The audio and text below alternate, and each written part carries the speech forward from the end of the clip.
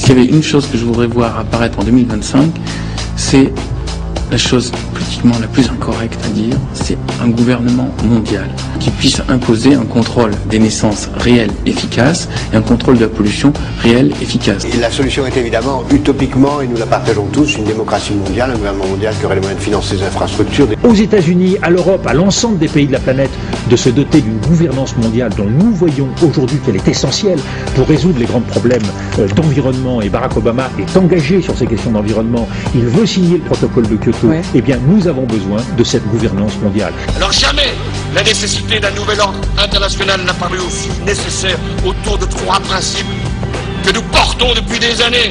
Les socialistes, mais pas simplement les socialistes.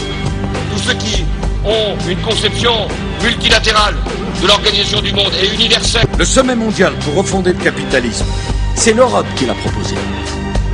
Le nouvel ordre mondial, c'est autour des propositions de l'Europe qu'il se construira.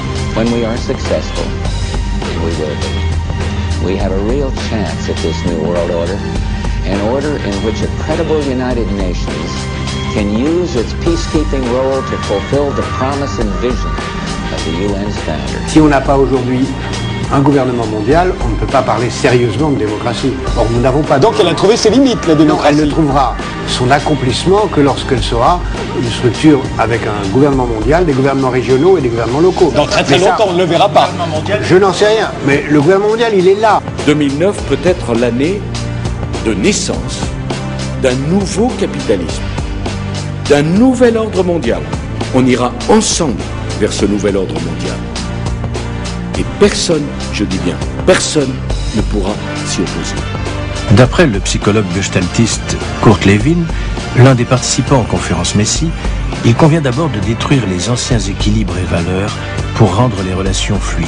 La création de demain sera dans le mélange, l'essaimage. Et le mot ne me fait pas peur, le métissage. Perse, une France colorée qui fait de ses diversités une richesse, une France métissée.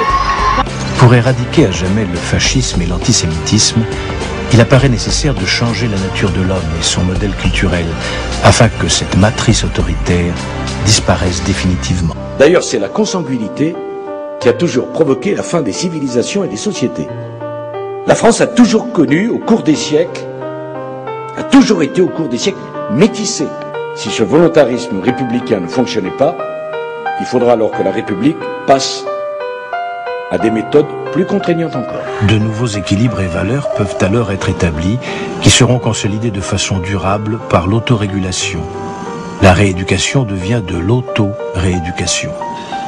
Le monde est censé se transformer en une société mondiale post-nationale et multiethnique sans frontières. Le monde est censé se transformer en une société mondiale post-nationale et multiethnique sans frontières. Et il faut que tu saches que malheureusement, si tu veux découvrir ce qu'est la matrice, tu devras l'explorer toi-même.